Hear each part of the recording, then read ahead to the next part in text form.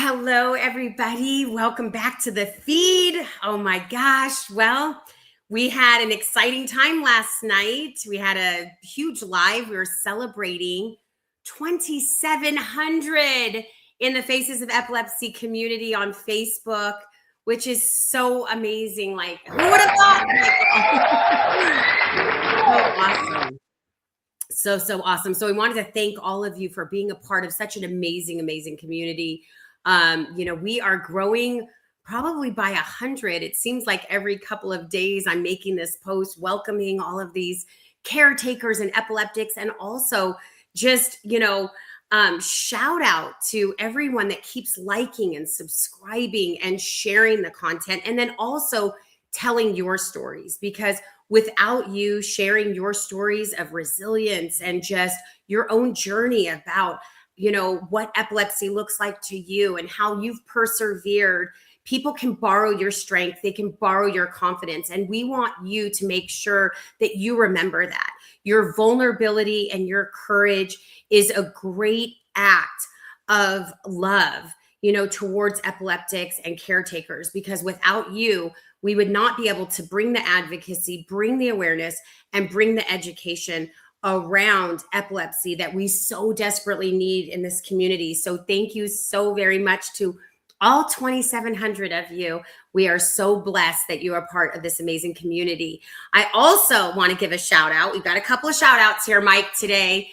Wanted to thank you so much, Mike, for just showing up every Friday night, every Monday, every Wednesday, every Friday, continually throughout the week. I know you've been in your car driving a lot this week, Mike. I wish we could just bring you on for just a moment. We've had some really exciting meetings this week. I don't know if you want to just share about some updates, just about what you're excited about. Like everything. Love the fact that it's really taken on a life of its own. Something is my lights are a little overexposed today. Sorry about that, guys. When something becomes bigger than you and you really feel like it's maybe God, and he's like, you're part of a team now. It's not just you're doing podcasts for this Facebook group, that you appreciate. But you are part of this, and it is a thing, and it's bigger than you, and it's out of your hands. And what you need to do is be the person that I want you to be. And I'm speaking about, God, stay in prayer, stay in faith, and your part. Like, okay, how do I say this? I'm just so happy to be able to bring my part to this, right? You know what I mean? Everyone plays a very different role, and Reed, you know what I mean? Curtis, you name it. Heather, but everybody key and everybody's so important, of course, and you. But just to be a part of something, that's bigger than yourself, that is, has wheels and momentum and is rolling, and you're like, okay, cool, we're rolling.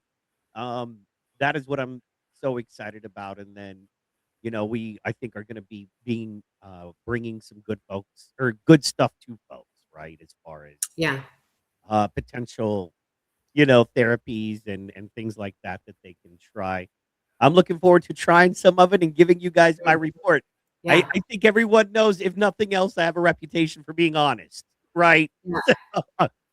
Mike is not the kind of guy that's going to sugarcoat it to save your feelings. That's not mine. That's Enrique. We joke around. If you ever need to tell anybody anything, tell me and I'll tell them. And then he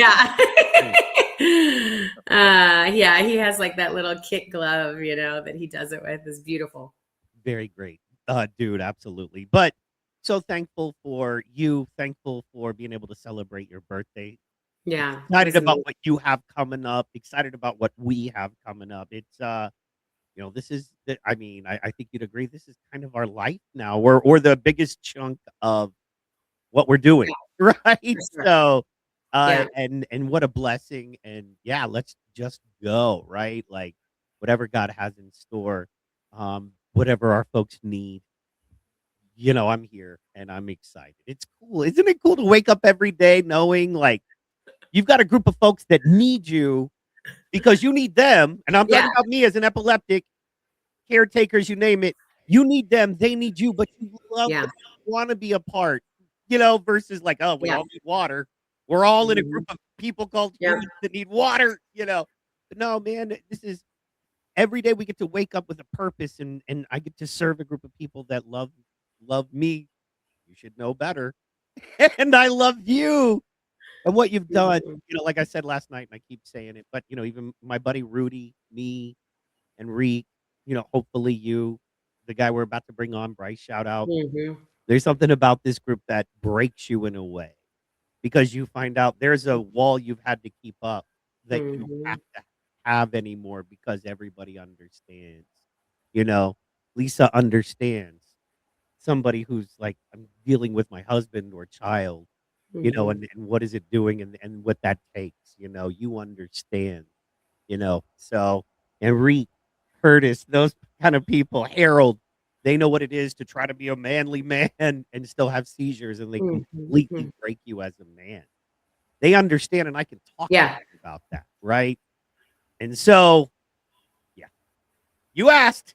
I'll Yeah, stop now. I'm you just know what? No, excited about everything. what I keep hearing is like, I think to kind of encapsulate that is just this thought that I had this morning that, this isn't about one person, it's a collective. And I think we just always have to keep that in mind, that it's not about one talent or one personality or one producer or one host or one co-host or one admin in the group or one epileptic or one caretaker. Like, it's not about any one of us. It's really about all of us as a collective. And I feel like that's what comes through so powerfully in the Faces of Epilepsy community, is that we truly are a family, and we're trying to just bring in as many people as we can into that family. And there are different personalities in the family. There are different, ethnic backgrounds and cultures and different things that we've been through on this journey. And even with regard to the treatments, like what you're talking about, trying on different forms of diet, trying on different forms of supplementation, trying on different forms of things that could actually help you in this environment, which is really what it is. We're creating this amazing environment for people just to show up, right, and to be themselves, and that takes extreme vulnerability. I love that we have so many men in our group present that are sharing, like this next gentleman that we're getting ready to interview. This is a story, Mike, of real resilience, and really somebody that was really born with this, that has, it's never stopped this gentleman from doing the things that champions do, and I'm so excited about this interview that we're going to be doing. He's not too far away, but two more shout outs real quick. One is, Enrique's birthday is tomorrow. I know we celebrated it sort of last night, so we want to give a shout out to one of our amazing gentlemen. Happy birthday. Happy birthday from Mama of Faces of Epilepsy. We love you so much. And from Mike. And also, one more thing I just want to say is that don't forget to keep liking, subscribing, and sharing in the group. I think we're going to hit 3,000 very, very soon, but we need your help to do that. So make sure when you go into facesofepilepsy.me, it'll take you right to our Facebook community. In there, you can just go right down your list and just invite all of your followers, invite all of your friends. It's a couple of clicks, doesn't take that long, and help us grow this community, because it is really making a change in people's lives. And it's because of the people that are showing up. So thank you, everybody. So amazing. I'm excited about what we have going on. It's more so at this point, you remember when, and not that we're Solomon or anything like that, but uh it talks about in King Solomon, and when he was made king, he could have asked God for anything, riches, power, wartime power, anything Mm-hmm. he could have asked when he became king, and he asked God for wisdom. And because Yeah. he asked God for wisdom, God gave him wisdom to do everything else, and then he just got Mhm. everything else naturally because he was wise and honored God in all his ways. Mhm. And I feel like that's my main goal right now is to try to listen, to God Yeah. and move wisely because Mhm. he's taking care clearly of everything else. Mhm. So I look at you, clearly you're an answer to prayer. How could you not be? So clearly Oh. it's one of those, let's look at what is happening and what God is doing right in front of us and be thankful for it. And I'm gonna be quiet now. Thank you. I tell you, And don't bring me on the day we're shows. gonna let another courageous, vulnerable man come on, right? I love it. I love it, Mike. Also, one more shout out, Carino, one of our favorite guests on the show as well. They just got their nonprofit status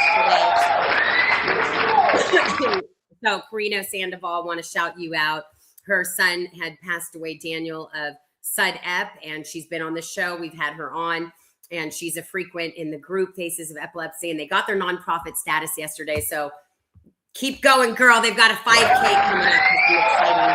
Exciting things going on. So shout out to their organization. Make sure you follow them at Daniel Saldano. And they're just doing some amazing, amazing things.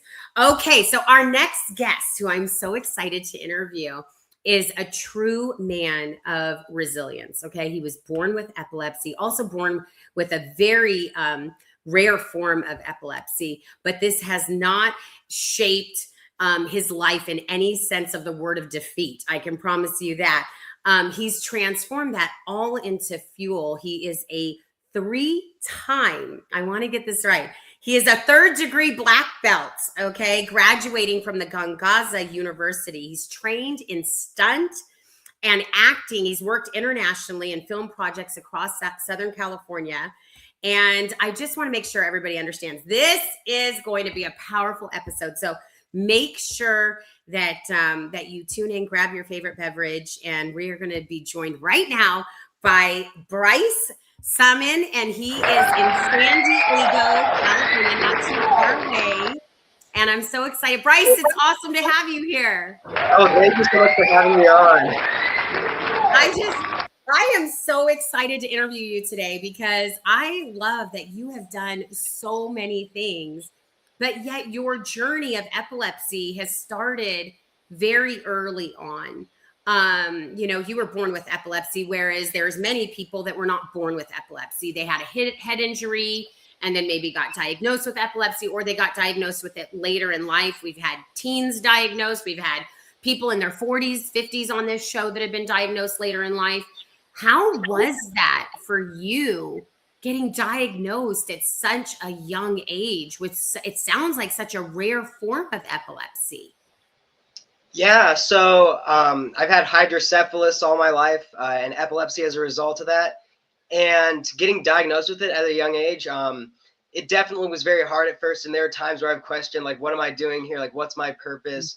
And definitely, I've been, you have all the limits imposed on you, like, hey, you can't ride roller coasters, can't play football, and all this stuff. And while there are some limitations like that for head injuries, I think it's important to find something that's going to build you up and help you. Mm-hmm. And that's sort of where martial arts comes in for me. So I started when I was 4 years old. I'm 26 now, and I'm 3rd-degree black belt, as Lisa mentioned earlier in the introduction. And also I am I've competed at a national level. And so I just try to push myself every single day in whatever I can do. Again, graduating from Gonzaga University, really getting off my IEP program, which I'll cover a lot of these in for depth. And yeah. But, I love that you said that. Like, there's so much fuel and power behind your message. And we have a lot to unpack because there's a lot going on here. But can you explain to everybody what it was that you were diagnosed with that led to the epilepsy part of it? Because it sounds like that was 2 pieces. Right. Yeah. So it was hydrocephalus officially is what I was diagnosed with. I don't know how often or how long after birth.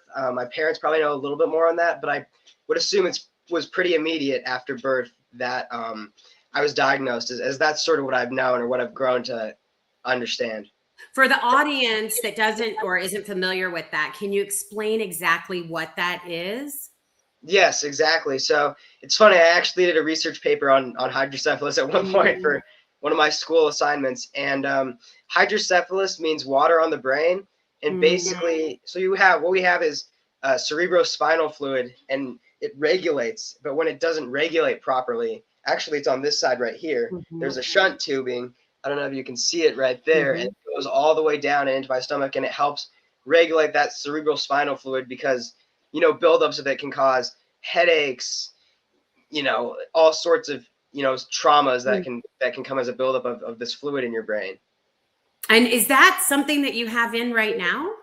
Yeah, I've had it my whole life since birth. It's kind of hard to see. It almost just looks like a neck I can muscle, see it there. We can but see, I yeah. can see it. So that didn't limit you. I mean, when you got that in, did the doctors, neurologists, I mean, we do a whole surviving SUDEP series, on the show where we talk a lot about what neurologists maybe won't tell us.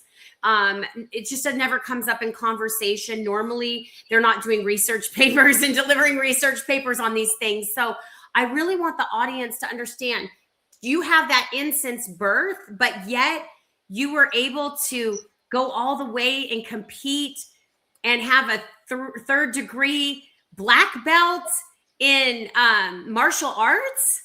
Yeah. What? Okay. Exactly. Yeah. And Nobody definitely told you couldn't do that? no. I mean, I've sort of just pushed myself every day as hard as I can, and probably, I mean, one of my strengths, but also maybe a weakness, is like my stubbornness or my resilience, I guess, because I'll keep pushing it Relentlessness.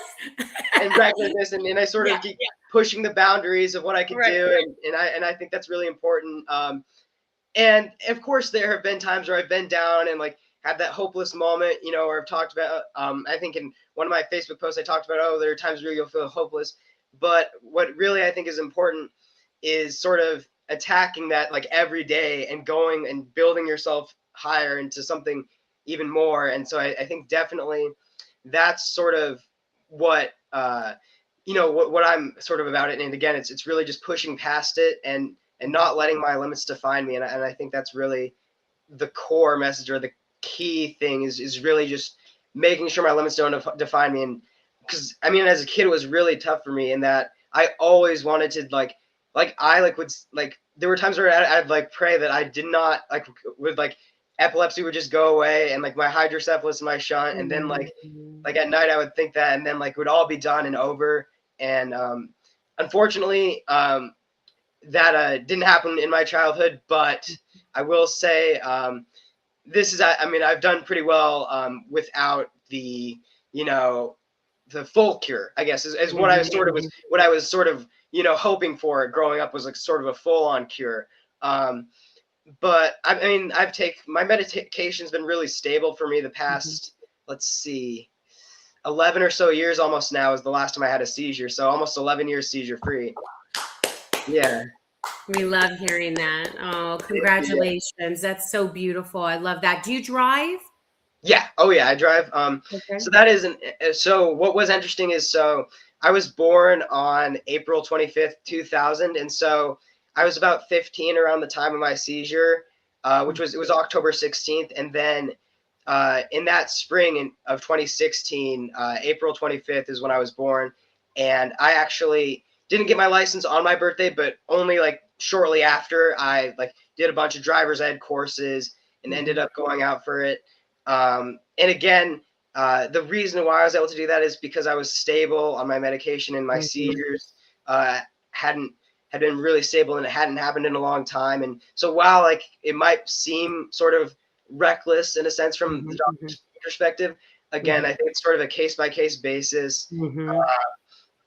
And the doctor, I think, definitely, they knew what they were doing, and I think, and I'm grateful that I am able to drive, and it's been really Mhm. helpful.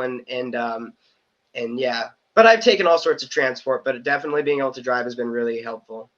Yeah, definitely gives you that sense of freedom. Did you ever think that you were different than other children? You're still quite young. You're in your 20s. So, you could be such a blessing to the audience, especially with young people, because there are a lot of young people that do suffer, from epilepsy. So we've got over 450,000 children in schools that all across the U.S. that have epilepsy and have seizures at school. My son actually was one of them. Did you ever think you were different? Like, did you ever feel that you were different? Did that ever play a part in how you thought about yourself? Yeah, I definitely, and I sort of kept it to myself growing up. I didn't really talk too much about it, Mm-hmm. at least not to the kids, like, because I feel like in elementary school, not really, like, nobody would really understand it. A lot of, like, I mean, maybe the teachers would, but not like my fellow classmates. So I sort of just, kept this with myself, and it was kind of like tough, like, in having it build inside me this whole time. And then I think definitely letting my story out and sharing it was something that was really important. And in fact, the seizure that I had was at school, technically, the most recent seizure that I had. But I think, like, I was to some degree, like, thinking that I was maybe, because nobody else in my class in elementary school, at least, came out and, like, or no, like, parents came out and said that their children had epilepsy. So from my perspective growing up, I was one of the only ones. And so there was definitely a loneliness there, but definitely I think, finding outlets again, like, whether it's, so I'm really into, like, again, acting, stunts. I do all sorts of outdoor sports, martial arts, and finding sort of an outlet, like a way to, let it all out, I think is really important, or to find peace, I guess, is like sort of a peaceful area, I think, for sure. Yeah, the peace with you grew up in California, correct? No, I'm originally from Northern Oregon, actually. That's right. Okay. Yeah.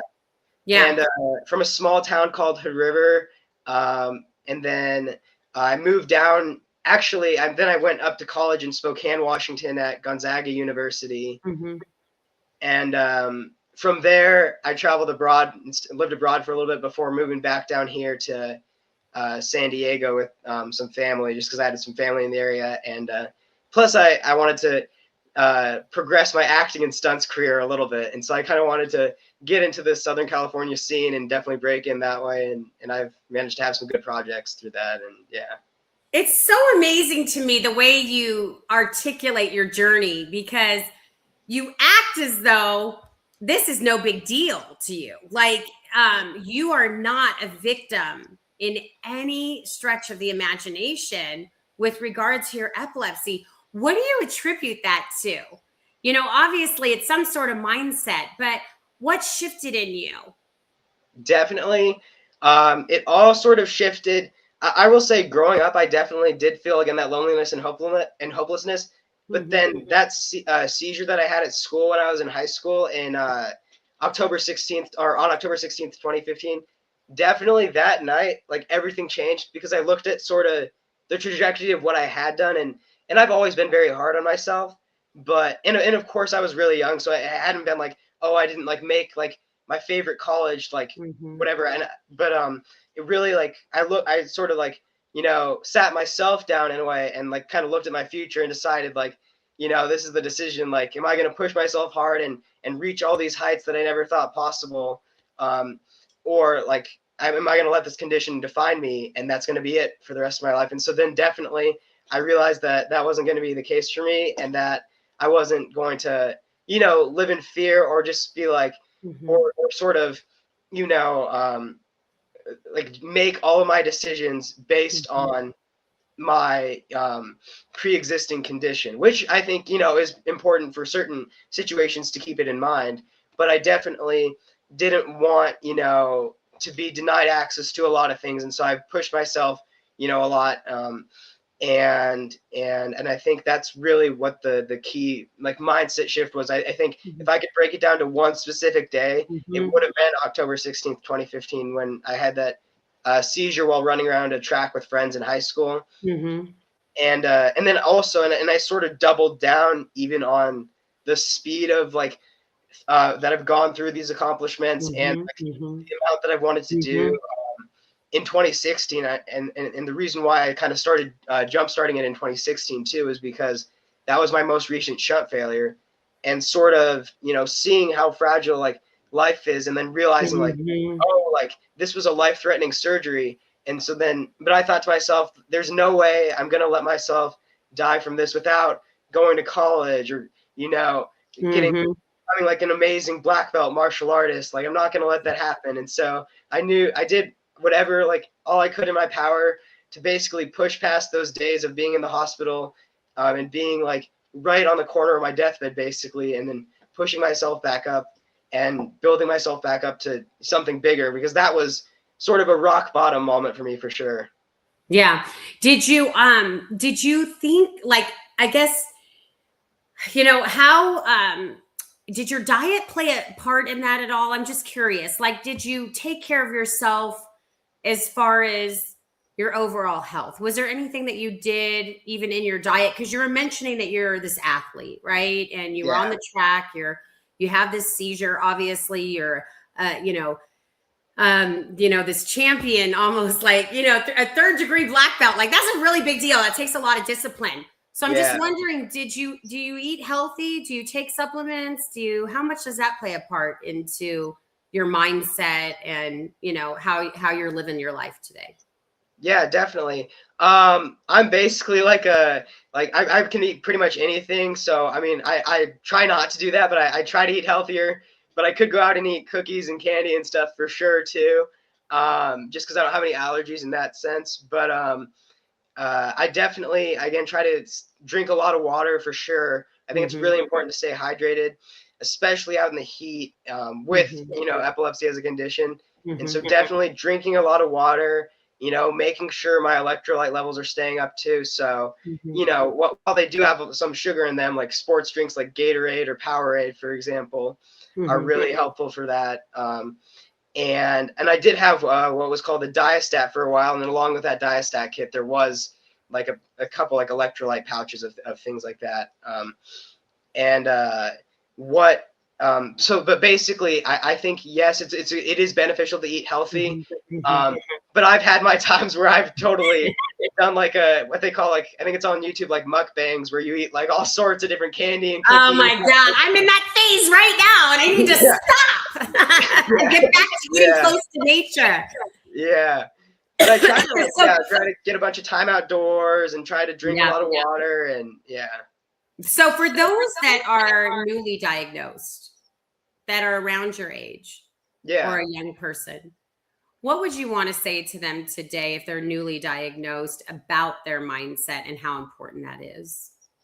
Like I would say, like, like this is a very tough time, but like as I've done, I think you could do too, which is weather the storm, sort of. And what Mhm. I've done is, and you can reach these heights that you never thought possible. And so I think that's Mhm. really important to sort of keep that mindset that, like, again, like I said, I was not gonna like go down and die and on that deathbed in that Mhm. hospital without becoming like a black belt, without graduating from a prestigious college, without doing all these like major things, without Mhm. abandoning my IEP and graduating from that. And that was really important. And yeah, So it sounds like goal setting is really, really important. Have some for dreams, sure. have some goals. How was your support system?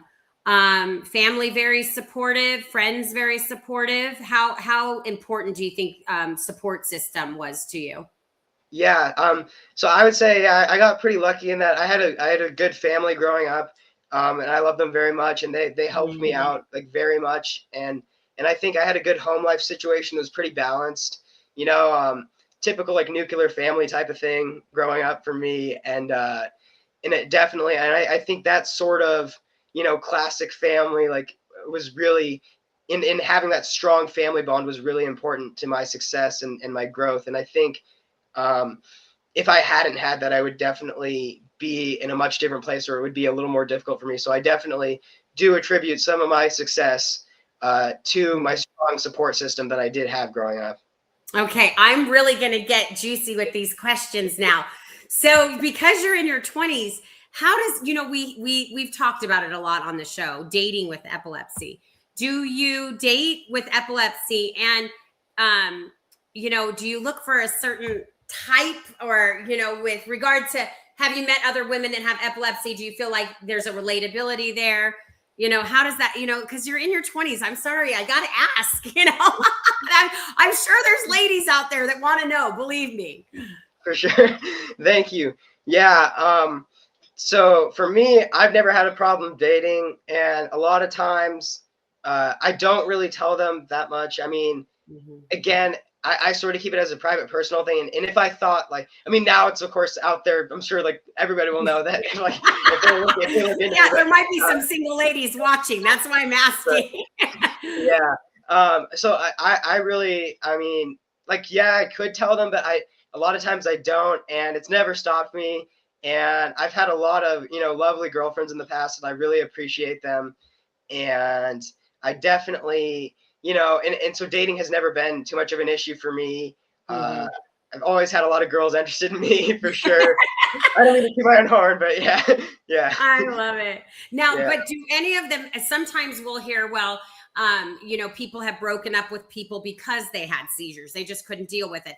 Other people feel more comfortable. Like my son, he had a girlfriend that had epilepsy, and they had a real strong bond because they could relate to each other's chronic illness.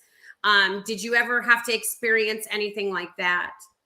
I wouldn't say I've like experienced anything negative or any like sort of threats to a breakup or something like that for if I like talked about my epilepsy. And so I think in that sense, everything's been good. And again, I would be totally open to dating somebody else with epilepsy too. It would be pretty cool.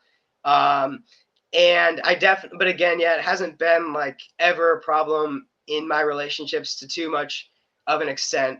And again, but I think it is quite something big to bring up. And so I think establishing or having like a strong relationship before bringing it out into the light, I think is something to consider and something important. I mean, of course, there are some cases, like for me, for example, where I've been seizure free for 10 years. Yeah. Somebody who maybe doesn't have, that sort of thing going on.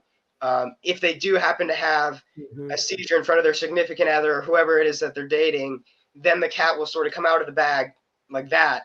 And so definitely with me, I haven't had to like reveal it like up front like that. So that's been a thing. But for some people, I think it sort of just depends on again, the frequency, intensity, and what it looks like, whether or not, or look what it looks like as you're having a seizure, whether or not you want to divulge that information immediately to anybody you're dating.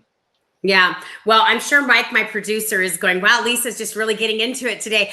I just think you're awesome. I am so grateful you're doing this interview. We're going to go in a different direction here for a moment, but I would love to have you as an ambassador for Faces of Epilepsy for this specific age group, because I just feel there's such a disconnect. Now, of course, you drive and you date, and you're living your best life.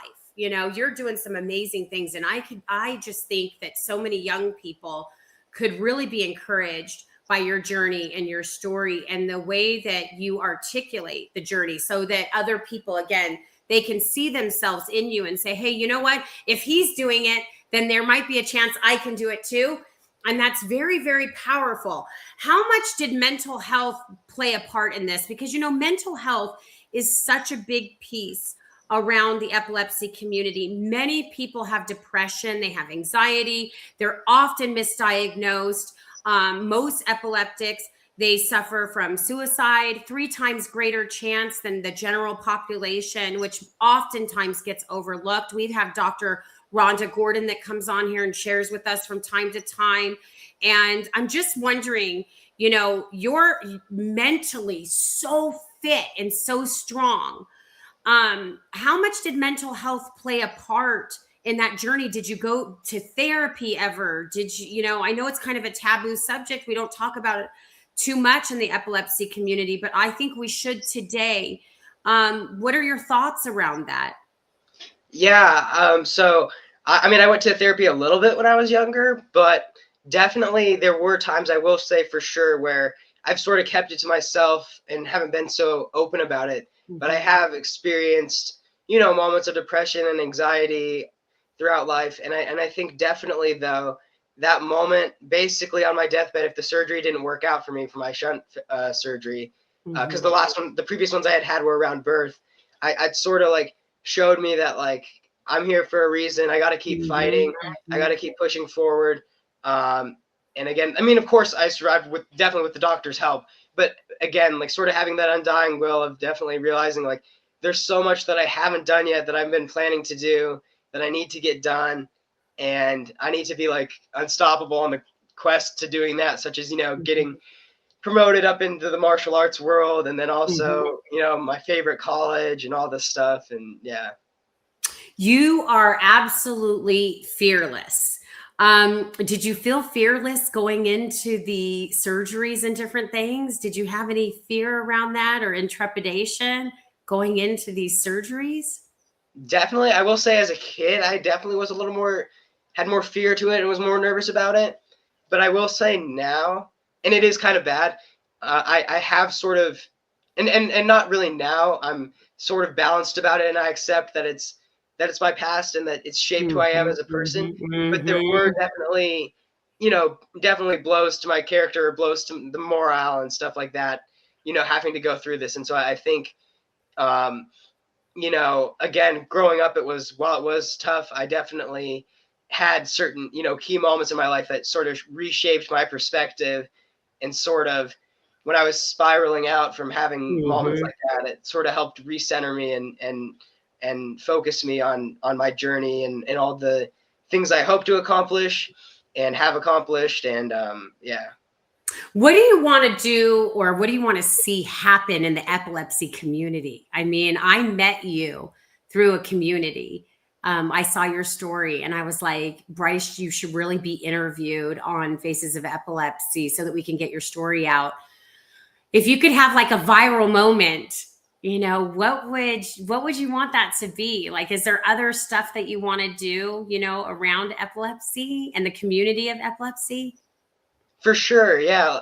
And I really enjoy and I'm really grateful for the fact that I've been able to inspire others through my Facebook posts, and I even would consider, and I would love to be an ambassador, and I would definitely consider doing motivational speaking events, because I used to be shy as a kid, but definitely acting and all these other parts of my life have strengthened me inside, and sort of giving me the strength to push forward. And so I definitely would love to do all sorts of speaking engagements if possible. And yeah.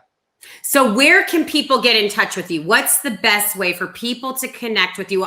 Maybe give us your Instagram handles if you have them, and Facebook and different things, because I'm sure you would be open, to people reaching out to you. Oh, for sure. Yeah. I'd love to have people reach out, and just having our community, and the support is just amazing. And so to reach me, you can go to Facebook and go Bryce Salmon, and the profile's me, basically looks just like me. Or on Instagram, I'm Bryce.Salmon. And in my bio, it has a lot of my accomplishments too. So it'll say 3rd degree black belt in the bio on Instagram. It's Bryce, BRYCE .salmon, like the fish. So SALMON, Bryce.Salmon. And again, in the bio, it talks about Taekwondo. So it's the real me. And there's a bunch of other things that are that sort of identify me there. So Bryce.Salmon. Yeah. It's so awesome. So if you could just share, one thing with us that you feel maybe we haven't covered today, to the audience, and speaking directly to young people, what would that legacy, I think, message be, that you hope, I guess, your life to kind of stand for in the epilepsy community? Yeah, definitely. I hope like my story is almost like a folk tale at some point, and not to be like too like cocky, but like sort of like something that like I've sort of put it out there to show people like we have such a difficult situation, but if you push yourself so far, these are like the highest heights you can accomplish, and even you can push yourself further. Like again, I didn't expect myself to be running in all these national tournament circles with all these like major people that I met, and made all these global connections living abroad. And I think that's really important, which again, because travel abroad is really difficult. But I will say, for my big thing is, whatever you do, don't let this hold you back.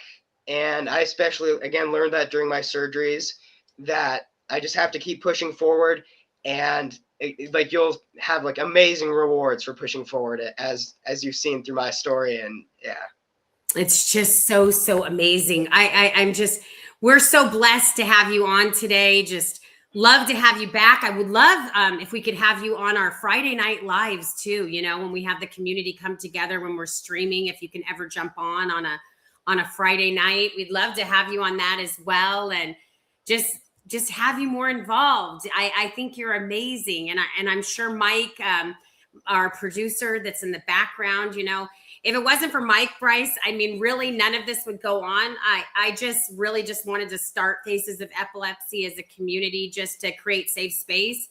I had lost my son Judah to SUDEP, and I just went on a quest. You know, I wanted to know how people were living with this, and if there was just things that I could do differently, you know. And now meeting people like you and Mike and different ones that are really trying to champion a different belief system around living with epilepsy, and then also being a caretaker. It's like the gap is being bridged, right, between the caretakers and those that have epilepsy.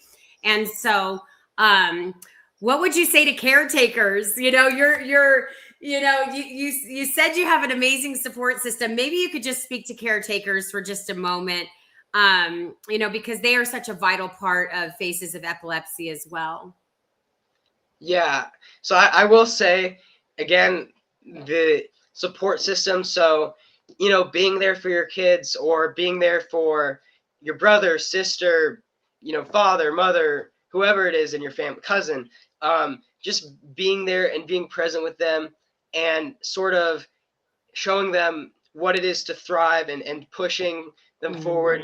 And again, through my story, that's sort of what it's been. I've had supportive family members who have sort of, again, they acknowledge the risk, and they've, you know, helped me through it, but they really help me push forward and just drive me through encouragement every day. So I think it's really important, again, to have a good system of people who encourage you, and surround yourself with, you know, just a really strong network. And so if you can encourage your kids, or again, your other family members, to just push themselves every day and to chase after their goals, and to know that, you know, once you chase after those goals, it'll be even more rewarding in the end.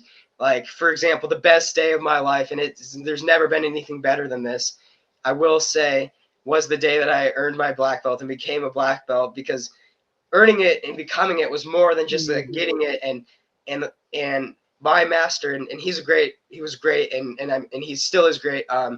And he really, you know, pushed me, and didn't let epilepsy be like a mitigating factor, or in other words, the standards to become a black belt weren't lowered for me because of my condition, which actually was good for me, and which I appreciate, because it helped me climb up to the level of like people who are, I guess what you call like neurotypical, for example. So I think definitely having somebody who's supportive, but also having people who will push you to higher heights is good too. But so I think that's really important too.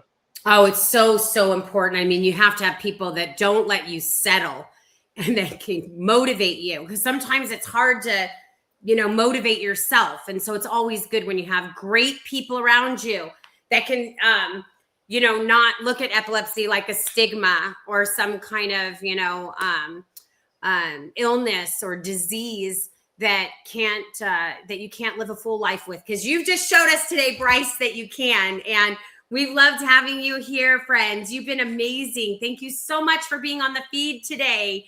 And I know we've been trying to get you on here for a while. So thank you so much again, Bryce, for just being a part of what we're doing here at Faces of Epilepsy in the feed.